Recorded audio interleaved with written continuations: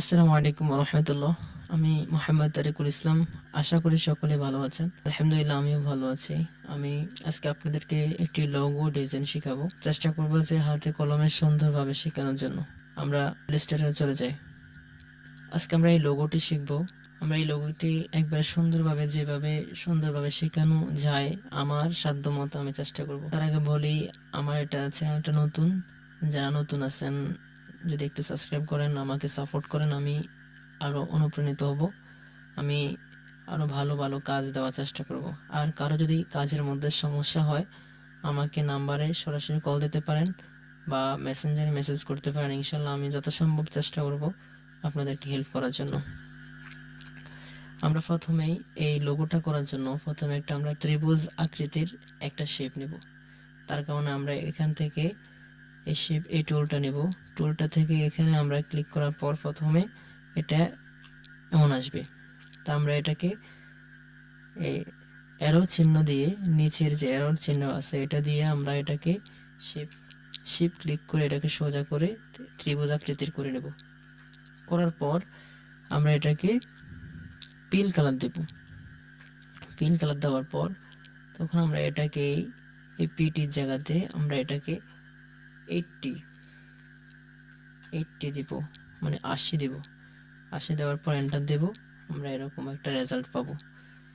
যদি আপনার কাছে মোটা মনে হয় তাহলে আপনি আরেকটু চিকন করে দিতেও পারেন। আমি মনে করতেছি এটাই আমার জন্য যথেষ্ট, আমি এটা দিচ্ছি।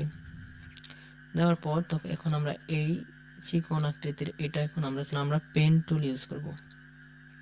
আমরা পেন টুল একটু এখান থেকে আমরা এখান পর্যন্ত করব। দেওয়ার পর আমরা এখান থেকে আমরা এটাকে সিলেক্ট করে এইখান থেকে ব্রাশ টুলের এইখান থেকে এই প্রোফাইলে নিয়ে আসব। নিয়ে আসার পর আমরা এটাকে আরেকটু উপরের দিকে নিয়ে যাব, যেভাবে আপনার সুবিধা হয়, যেভাবে আমাদের লুকটা আসে। এখান থেকে একটু সূক্ষ্ম হাতে আমরা একটু কাজ করব।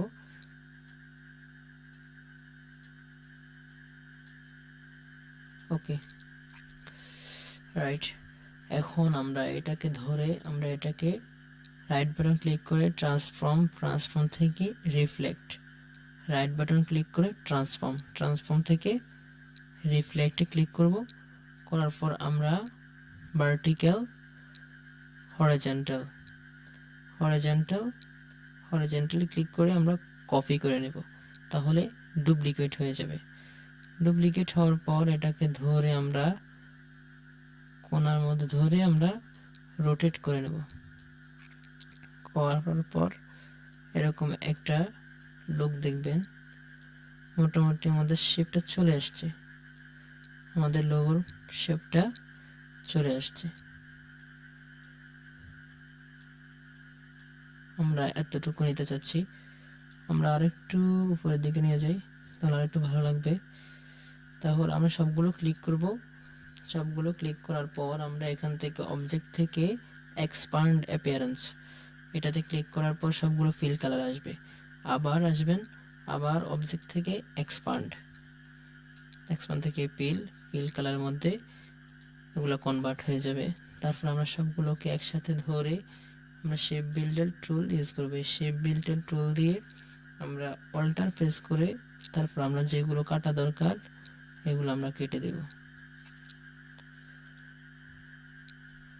নাইস, মোটামুটি একটা শেপে চলে আসছে। তবু এখান দিয়ে একটু সমস্যা আছে, যার কারণ আমরা এখান দিয়ে পেন টুল দিয়ে আমরা কাটতে পারি।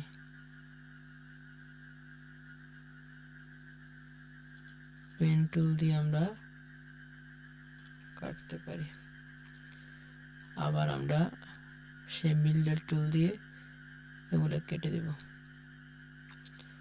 এখান থেকে একটু স্মুথনেসের জন্য আমরা এখান থেকে একটু স্মুথনেস এটা একটু ব্রাশ করে নিই পেন টুলটা, তাহলে একটু স্মুথ চলে আসবে। মোটামুটি ওকে। এখন আমরা এটাকে ধরে এখানে আরেকটু কাজ আছে। এই যে আমাদের এই গ্যাপটা আমাদের কি করতে হবে, তার কারণে আমরা এইটা আর এটা ক্লিক করে আমাদের অবজেক্ট থেকে পাথ থেকে অফসেট পাথ আমরা 20 px দেব। দেওয়ার পর ওকে ওকে করার পর আমরা কন্ট্রোল এক্স প্রেস করে আমরা এটা কাট করব এবং এটাকে ধরে আমরা কন্ট্রোল এফ প্রেস করলে উপরে পেস্ট হবে। হওয়ার পর তখন আমরা সবগুলোকে একসাথে ক্লিক করে আমরা আবার সে বিল্ডার টুল দিয়ে আমাদের যেগুলো লাগবে না অল্টার প্রেস করে আমরা এগুলো কেটে দিব। এখান দিয়ে লাগবে না, এখান দিয়ে লাগবে না, আর এখান দিয়ে লাগবে না, এখানে থাক, আমাদের এখানে লাগবে না। তারপর আমরা দেখলাম একটা শেপ চলে আসছে, নাইস। তারপর আমরা সবগুলোকে ধরে এখানে আমরা ডিভাইড করে নেব। ডিভাইড মানে ভাগ ভাগ হয়ে যাবে। তারপর আমরা এটাকে ধরে আমরা আনগ্রুপ করে নেব। আনগ্রুপ করার পর এটাকে ধরে আমরা কন্ট্রোল জি দিয়ে গ্রুপ করতে পারবো বা এখান থেকে গ্রুপ দিলেও গ্রুপ হয়ে যাবে। তা আমরা এটাকে ধরে তারপর ইউনাইট করে নেব, সবগুলো একসাথে হয়ে যাবে। আমরা এখান থেকে আমরা লাল একবারে কালোটা নিয়ে যাব।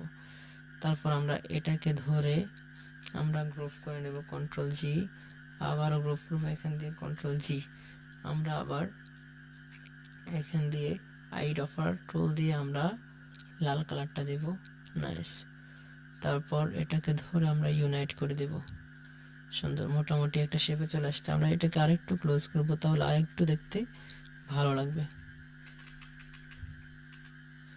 আশা করি মোটামুটি হয়ে গেছে। এখন আমরা এখানে আমাদের লোগোর নামটা লিখব। লোগোর নাম আমরা আপাতত লিখি লোগো হেয়ার।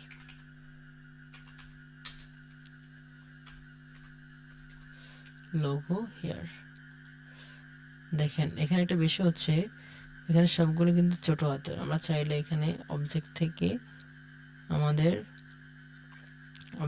টাইপ থেকে আমাদের চেঞ্জ ক্যাচ থেকে আপার ক্যাচ করে নিলে সবগুলো বড় হাতের হয়ে যাবে। এখানে আমরা একটা ফন্ট নিতে পারি,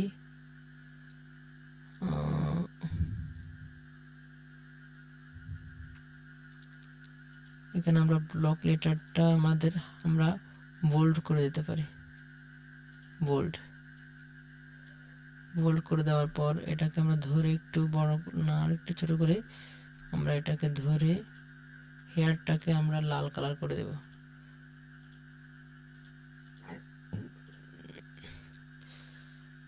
আমাদের অলরেডি আমাদের কাজ ডান।